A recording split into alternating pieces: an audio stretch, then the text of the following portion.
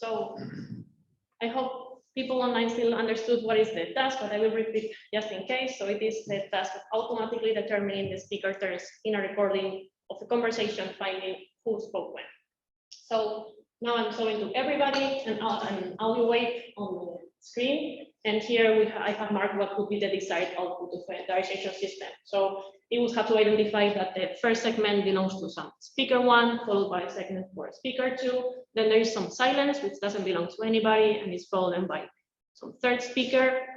And then you can see that there's even some segment that is assigned to 2 different speakers. This is because recordings can, of course, have some overlap speech. People interrupt each other, and we also have to find these segments and correctly identify the 2 speakers, or even more that would be in that segment. So this is a challenging task. It's seemingly easy for humans. You might think that it's not so hard for us to identify these things, but it's very challenging for machine learning because it deals with a lot of different steps. So first of all, we have to deal with voice activity detection. We have to find where there is speech and discard silence or noises.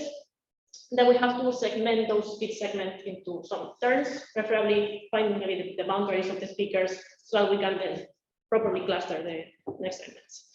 And then it has to deal with the difficult task of speaker recognition. So once we have those segments, we have to identify who is speaking there, but not only that, we also have to guess how many speakers are in an utterance. Unlike in most speaker identification tasks, in which we know that in utterance there's only going to be a single speaker, here whenever we receive an audio that we have to diarize, we don't know if there's just a single speaker, 2 of them, or more than 10. So that's quite a complicated part of the task, inferring the number of speakers. And like I've mentioned before, we also have to do the treatment of the overlap speech, so finding if there's more than 1 speaker present and which are the correct labels for those segments. And I say that this is seemingly easy for humans. And I'm going to play you now an example of an audio, one of those I would have to deal with. So please pay attention. I hope that people online can hear it, and I apologize otherwise. And try to just pay attention and think how many speakers you can count.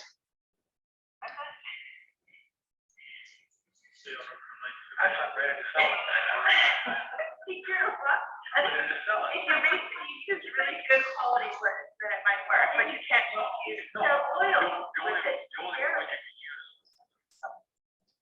Okay, so if anybody of you counted 4, that was the right answer. 2 females and 2 males.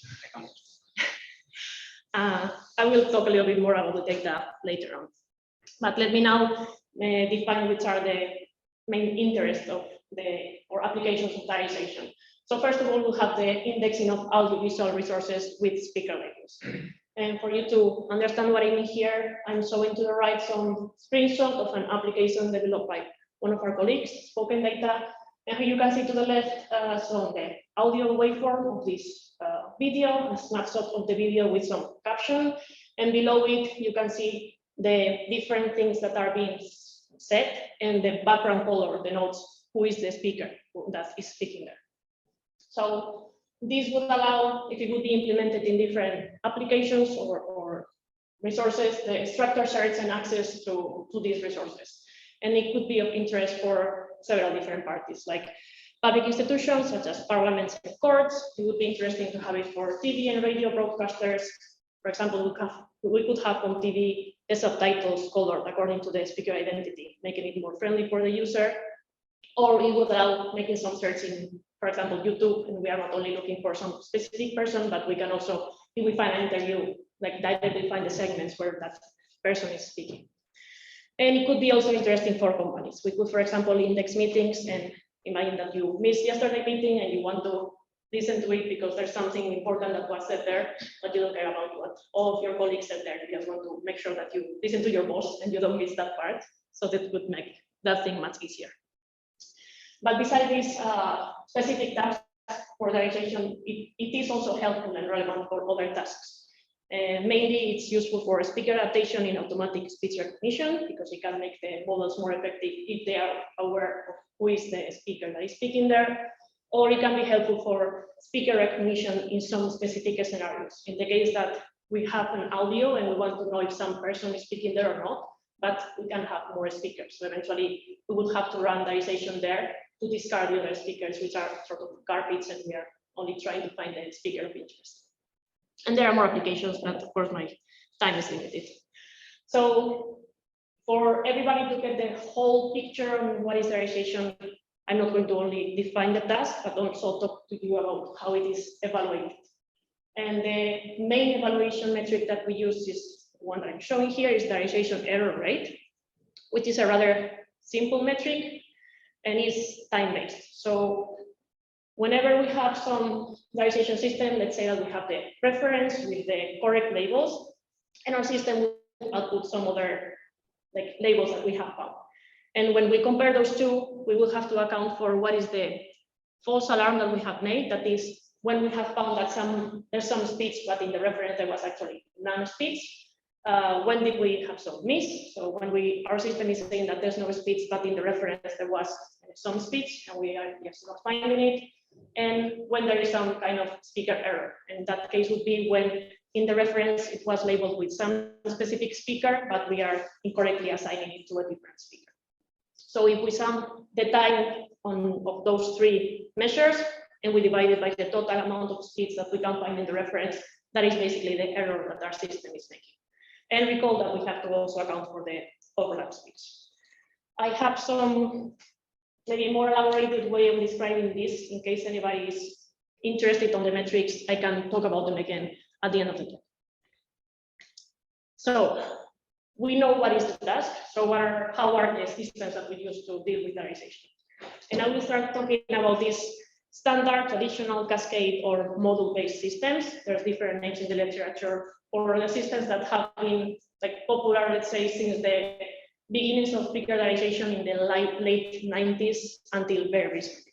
All systems would be based in something like this. And what they would do is deal with the different parts or stages of the diarization problem individually with a specific module for each of those parts. So the key parts of these systems would be the following. We will have the voice activity detection, followed by the segmentation of the speech, and then we'll have to do some clustering. Let me illustrate this a little better with another example. So here we have again some audio waveform, and the first thing that we'll have to do is find where is their speech. So here in these boxes, I'm highlighting where the system could find that there is speech, discarding the silences and potentially also the noises. And next we'll have to segment this, and we would cut it with, we would find some speaker change points or some boundaries there, so that hopefully these segments would be speaker homogeneous. And once we have these segments where there's only one speaker speaking, we can cluster them according to the identity. So these three segments would belong to speaker one, these ones would be ones for speaker two, and the rest belong to speaker three. And we have found that there's 3 speakers in this utterance. So this is the simplified idea of what the diarization system has to do. Of course, systems are eventually more complicated than that, or they have different models. So this would be maybe a bigger or more complete definition of what are all the models that we can find in these standard approaches. And I will be going slowly one by one, giving a few more details on them. So first of all, we have this optional signal preprocessing, which would be doing something to enhance the signal. So we could have some process that would be the noise in the signal, or doing some reverberation to remove the echoes that the signal could have, so that it's more suited for the steps that are coming later on. Then we'll have the voice activity detection that I have already defined. And there's several methods to do this. In the early days, we would have something which would be simple, like energy-based voice activity detection, in which we would be taking just small windows from the signal and analyze how much energy is in that signal.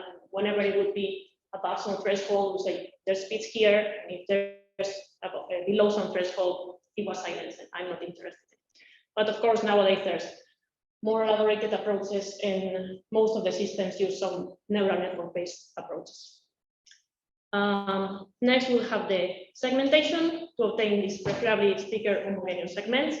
And I say preferably because this was what was attempted in the early days, is segment the things in the speaker change points so that the segments that we have to already cluster are these speaker homogeneous. But eventually it was found that this was very challenging, and finding the speaker change points is very tricky. So the most popular approach is actually different from that. I'm showing here another illustration on how the different steps of the diarization system, but it's similar to what I said before. So first of all, we have the signal there, and what we have to do first is do some voice activity detection. And I'm sorry because I lost my mouse again.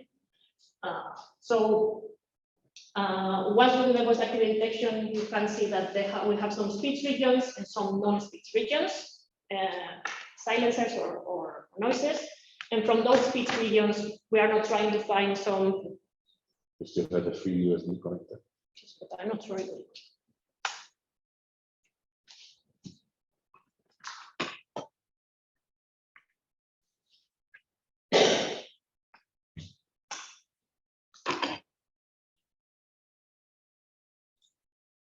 I think it's something linked to the projector that makes mouse is Okay, you can mention go to automation up and down. Sorry, what?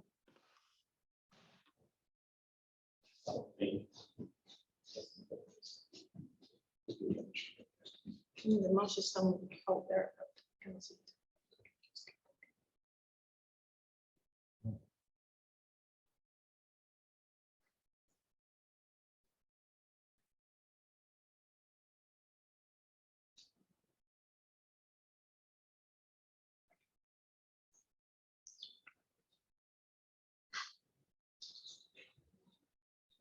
Okay, never mind. I think it's it's not worth it. Making it over there.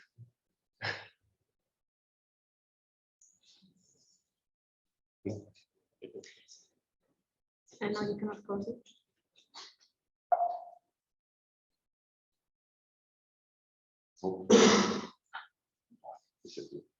Okay, so once again, we have detected which are the speech regions and which are not. And from those speech regions, instead of trying to find the speaker change points, we will just do some uniform segmentation. And what I mean by this is that we are going to take some specific length segment, like 1.5 second segments, and whichever the length of that speech region, we are going to be cutting it into this uniform length segments, which are eventually overlap. And from each of those segments, we are going to extract some embeddings or some representations. I haven't talked about this before, but of course, we cannot just cluster the signal. We have to estimate something on top of the signal that we are going to cluster.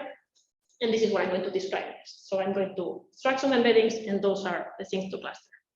So what are these embeddings? Like I said, we have to obtain some representation of these segments so that we can perform the clustering. And all these representations were mainly inspired on the progresses done in speaker identification. So on the very early days, we would just extract on top of these segments some MFCC or spectral features, which would give some characteristics of the audio. And this evolved over time to have some speaker factors or eigen voices, which might be familiar for some of the machine learning people in the audience. But eventually, it all converts to use some embeddings. So these embeddings are nothing but a low dimensional representation, which is estimated from the features. So we have the speech segment, we extract some features, and on top of these features, we estimate some statistics, and we condense that into some low dimensional vectors. And these would be the embeddings that will be representing that signal. And I'm mentioning here two types of embeddings that I would say were game-changing in the speaker identification technologies, and therefore also in diarization. First of all, the I-vectors, which were some embeddings that would be representing the important variability in the speech segment, and they would be coming from a generative model.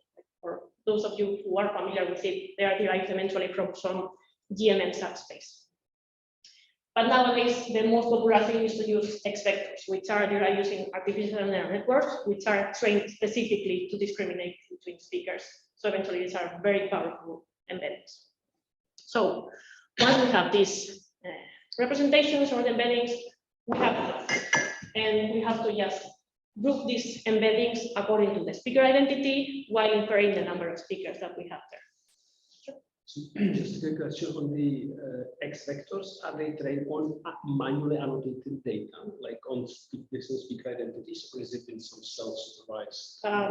like more standard approaches do use the label data, but there exists also some self-supervised approaches. Actually, there's some very recent work by one of our colleagues in that direction. But the most standard was started with having annotated data, and nowadays they are like the self-supervised are getting up to performance. So back to the cluster, I was going to just mention that there's some very popular methods which are familiar in other fields also of machine learning, like agglomerative hierarchical clustering or spectral clustering. And I'm highlighting here also Bayesian HMM, just because it's something different and it was developed at our group. So maybe I want to say a few words about it. This is a little dense, so if everybody cannot follow, that's okay. I would just mention that this Bayesian HMM or BBX is some model which is a single probabilistic model, which is based on some Bayesian HMM. And in this Bayesian HMM, the HMM states would represent the speaker-specific distributions, and the transitions between the HMM states would represent the speaker terms. And it uses a probabilistic linear discriminant analysis or PLDA model to model the across and within speaker variability in this embedding space that we are trying to cluster. So with this model and with the Bayesian inference, we can infer taking into account the uncertainty and in a principled way, the number of speakers that are in the utterance, the speaker models, and the assignment of these embeddings to the individual clusters or speaker models. So, like I said, this is a little dense, and I could have spent actually the whole talk just describing this model, but I just don't have time for it. Maybe why I wanted to put it here is because there are some specific approaches like this one that were specifically designed for the speaker diarization problem, and that can take advantage of the different like cavities and variabilities that we have there. But moving on from the clustering, once we have done this clustering, what else can the system have? We can have some segmentation, which is very popular in several systems. And this segmentation, what it does is some iteration of these key models. So we have already obtained some speaker labels for the different segments, but now we can say, okay, this is better than the segmentation that I had at the beginning, so I can restart another clustering algorithm with this, or do another one which has a different granularity to just like give some more precision to the boundaries between the segments and so on. And besides that, we could have some extra post-processings. And the most relevant one would be the overlap detection. You might have thought about it already, that given that we are using these segments and like standard clustering approaches, most of these approaches are not able to output two speaker labels for each of the segments. So whenever we would be using any of these traditional systems, we would just lose the ability to detect any overlap speeds and label it correctly. So in the last years, there were some works that developed some specific models that would be doing this overlap detection to then try to label those segments with two speakers and try to recover the error that we would be making in those parts. And of course, we can also have some speaker ID across files. I haven't mentioned it, but when we run diarization in a file, I'm not getting like absolute labels of who are the speakers that are there. I'm just getting this speaker one, this speaker two, and that's specific for each of the conversations. But we could have something that tries to analyze different conversations and tries to check whether there's the same speaker across files or some specific speaker that we are interested in. So that is for the general and the popular approaches that were developed for, like I said, about 20 years. But of course, they have some limitations. So first of all, I've already mentioned this. Over time, the systems get improving and improving, and eventually, given that they couldn't deal with overlap speeds, this actually became one of the main components of the diarization error. So something had to be done about it. And this was actually highlighted by the new wave of diarization challenges and the new data that we got to work on diarization. For many years, basically the only public data that we would be able to play or research with would be some telephone conversations with 2 to 7 speakers, some meetings where it's 4 or 5 people, like work meetings, something like going to our meeting room and having that recording. And it would be some kind of constrained scenarios that, yes, we could do something about it, but it's not as challenging as what I'm going to describe next. So in 2018, the Die Hard series started, and this was a new wave of challenges that brought the attention of the community, because they wanted to focus diarization on some hard conditions, some white corpora that had recordings coming from different sources. So they put together some data set that would have data coming from any of the things that I'm showing here. So we could get an audio that is just on audiobooks, and person that is recording just reading a book, or from that to anything like a restaurant recording where there's a mic in the middle of the table and there's background music, there's people making noises with their plates and their knives. We could get their YouTube videos with whatever random content, even in different languages, interviews with kids, interviews in studios, outside with car noises and so on. So you can imagine this is quite a big change with regard to just trying to do diarization on telephonic conversations. And of course, it had more overlap speeds than what would be expected, especially some of these sources. And next, I want to also mention the time challenge. This was a challenge that was developed mainly for ASR research, but it also had the speaker diarization challenge incorporated in it. And this was designed in such a way that they would just gather 4 people, which would be friends. They would just gather together in a kitchen in a house, they would prepare dinner together, and then they would move to the dining room, they would have dinner, and all these would be recorded with different devices, actually 3 Kinect devices with several microphones, which were placed randomly in different places in the room. And these all had to be diarized. And this is just the most spontaneous kind of speech that you can have, because they are friends and they are having fun. And of course, the microphones are far away, so the speech is very noisy and reverberated and very, very challenging. And some of the recordings would have up to 42% of overlap speech. So yeah, we had new data. This was much more complicated. We really had to focus on overlap speech. So this pushed for new research. And also, this was at the very same time where neural networks were becoming more powerful, and they were getting into different fields. Is this the number of speakers in those? I thought this would be one of the main challenges, apart from the overlap. Is it high or small? So in the Die Hard series, like audiobooks, it would be a single person recording, so you can have a diarization with a single speaker. But some of these videos would have up to 10 speakers. That's the maximum that was on the database. And in time, which is actually like specific thing of it, there's only 4 speakers in all recordings. So that's not something that people in this challenge had to deal with. They knew that there were 4 speakers. So some new approaches came that were trying to deal specifically with these problems. And the first one that I'm going to talk about is the target speaker VAD. So this approach would be needing some embeddings for each speaker. So this was developed for this time challenge that I just mentioned. So people thought, okay, I know that there are 4 speakers and I want to identify the speech from these 4 speakers in these recordings. What can I do? Let's get some representation of each of these speakers. And once I have that, I will find in the utterance where is this speaker speaking. So that's the idea behind this approach. So what does it mean, VAD? Voice activity detection.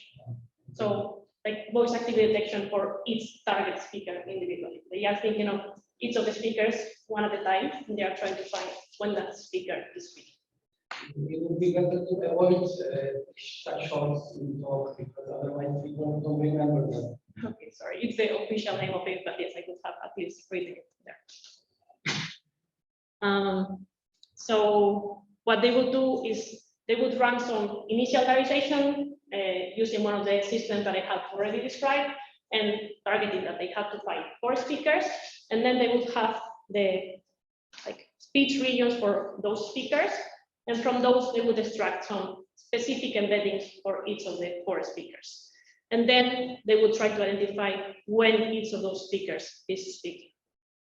And for that, they would have some architecture which would be as follows. So you can see here that I have first to the left some MFCC features which are passed through some convolutional neural network. These MFCCs, for those who are not familiar with it, will be some spectral features, which are estimated from each of the frames of the audio signal, so from very short segments of the audio signal, by covering the whole utterance. And this will be compared by means of some VLSTM-based neural network with each of these embeddings that have been estimated for each of the speakers that are there. And what the system would do is have 4 different outputs, and each of these outputs would be saying for each of them, you have the full audio, for each of these frames, is this first speaker speaking here, yes or no? Is this speaker speaking here, yes or no? So that's the idea behind this target speaker VAD, because each of the outputs would be identifying this voice of this specific speaker. And if you combine these outputs for the 4 speakers, it would be solution for the diarization task. Of course, the architecture was a little bit more complex. It's just not that single neural network. So what they would be doing is pass this I vector through this embedding through a VLSTM 2-layer, and for each of these embeddings, they will be obtaining some speaker detection vector, which is some internal representation which has some information on where the speaker is speaking, and this will be combined with a further neural network, a single layer VLSTM, which would have these 4 output layers, and each of these would be producing this per speaker voice activity detection. And this was initialized, like I said, with an external diarization system, but eventually these embeddings can be re-estimated on the output. Whenever we run the target speaker once, we get some new speech regions for each of the speakers, and from this we can re-estimate more precise embeddings and run it again as many times as we want to try to refine the output.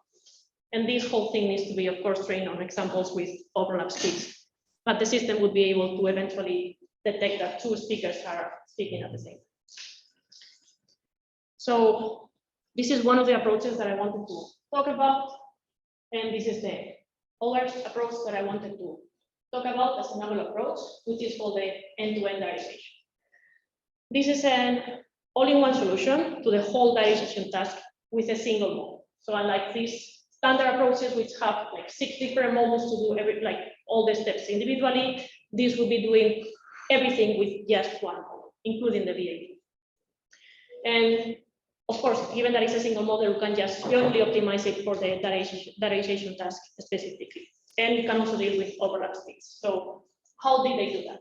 They define this diarization task as a frame-by-frame multi-label classification task. And let me try to explain what that means. So once again, we would have this apps where there is a time, and there we would have this speaker conversation, and we would cut it into like these short frames, these 25 millisecond segments. And for each of these segments, we would say, okay, let's say that there are 4 speakers here, and I have to say, is speaker 1 speaking in the frame, yes or no? Is the second one speaking, yes or no? The third one, and so on. And I represented here one example only showing when they are speaking. Of course, the other ones would be 0, but it was just to better visualize how we can get the diarization output from this multi-label classification task. So the idea is nice, and how is the architecture that deals with it? So they called it the encoder, decoder, attractor with self-attention. So that's why this EDA is encoder, decoder, attractor. Self-attention, it stands for SA, and AN is this end-to-end diarization. So what they would do is, first of all, they would want to obtain some acoustic embeddings for each time frame using self-attention mechanism. So for each of the frames, I want to get an embedding that represents that frame so that I can eventually take some decision for that frame. So once again, they will have these audio features per frame, so spectral features, the MFCCs or something in that line, pass it through the self-attention network and obtain the frame-by-frame embeddings. Once they have these embeddings, it's like, okay, I have some information for each of the frames. What do I need? I also need to obtain some representations of the speakers that are in that utterance. And for that, what they did is use an encoder-decoder. So the encoder part would be an LSTM-based encoder, which would try to summarize the content of the input utterance. So this LSTM encoder would receive we receive all the embeddings for all the frames and outputs a single vector, which is supposed to contain all the information that is in that speaker conversation. And from there, we are hoping that we can guess how many speakers there are and which are those speakers. And how is that done? Then we have the decoder. The decoder is another LSTM, and the decoder would be outputting what they call speaker attractors. And you can't forget about the name, it's just fancy name to say speaker representations. So they believe that each of these attractors is the representation of one of the speakers that is in that recording. So the LSTM decoder would be outputting representation for this first speaker, this A1, and another one for the speaker 2, and so on, until we reach some number of speakers. And then still, they have this component. It's like, okay, I can output several attractors. How do I know if these attractors are valid or not? Then they would also estimate what is the probability of the existence of these attractors. So whenever they would estimate one attractor, they would say, okay, the probability that this attractor is valid, let's say, is, I don't know, 0.8, and the next one is 0.7.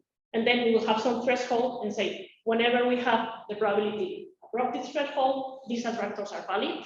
And then I know that there are these 2 speakers or 3 speakers in the utterance. And whenever it is from the below a threshold, I don't care about these attractors, they are not valid. So this would be the way of determining how many speakers we have in the utterance. So now we have these representations frame by frame, where we want to identify who is speaking, and we have also the representations of the different speakers. So in the inference stage, what they do is just compare this. So these embeddings are coming from this the E1, E2 pass behind the LSTM encoder, let's say, and we are comparing for each of these frames, and each of these embeddings is compared to the different attractors that are obtained with this model.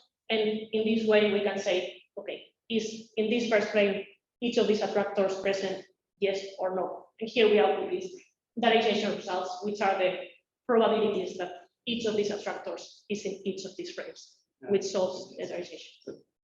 On the decoder side, how do you know when to stop? So eventually there's some limit. You have to limit how many attractors you want to output. You can say at most I want 10 attractors. So the number of speakers could be limited by the it's maximum. You have to fix it, but eventually you have to say which of those are valid or not. That's actually, it gives you an upper bound on how many speakers. Yes, yes, the architecture limits how many speakers you can have there eventually, and also the tree. And the model is trained on what kind of annotations? I'm just going to jump into it right now. How is this model trained? So these are the main 2 approaches, let's say, that came into the novel kind of approaches, but they have some limitations, and they are not little also. So first of all,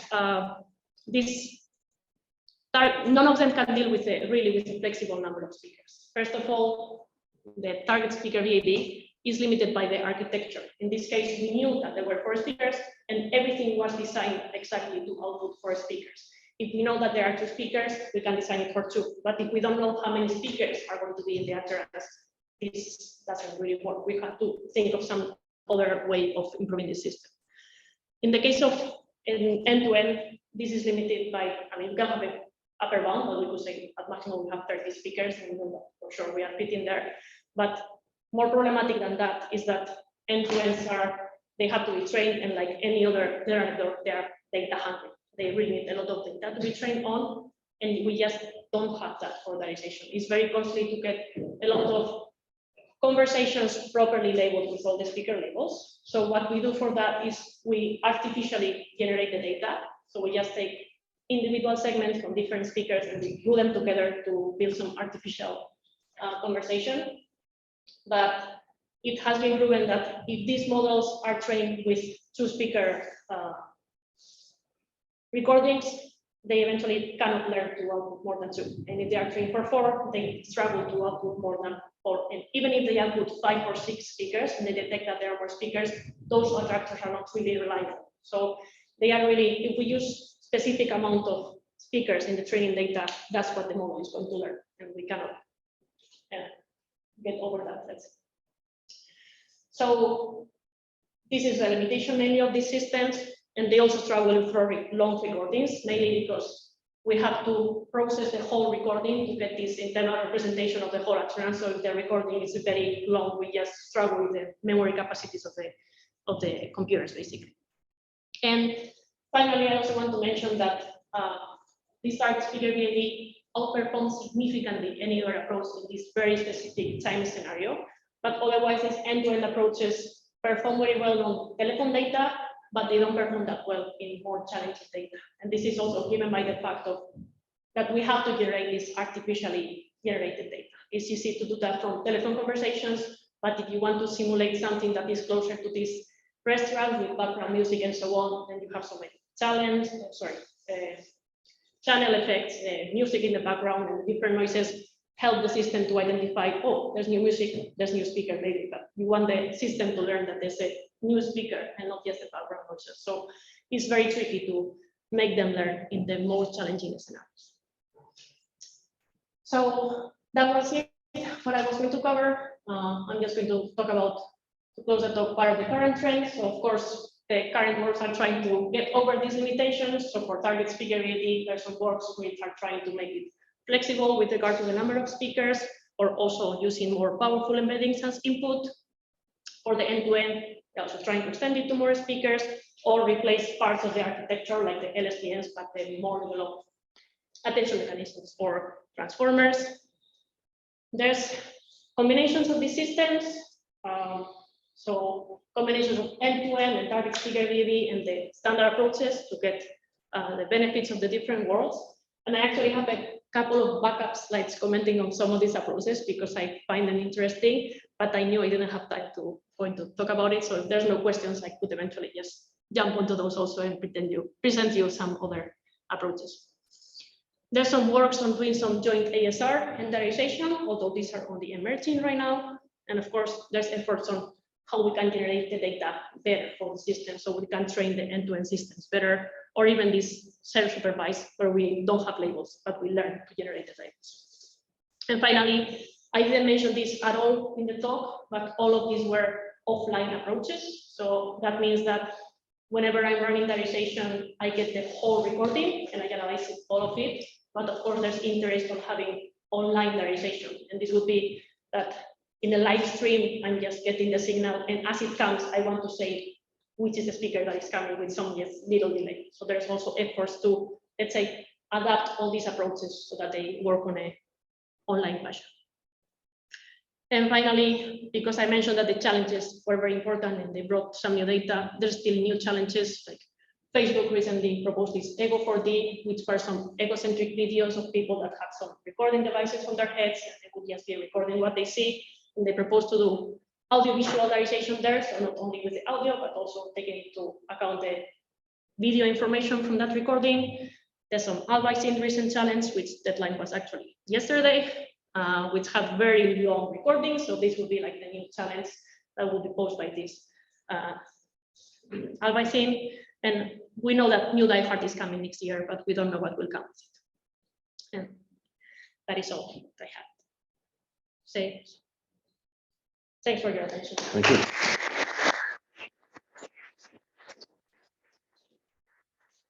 We are stopping the recording and the floor is open for questions.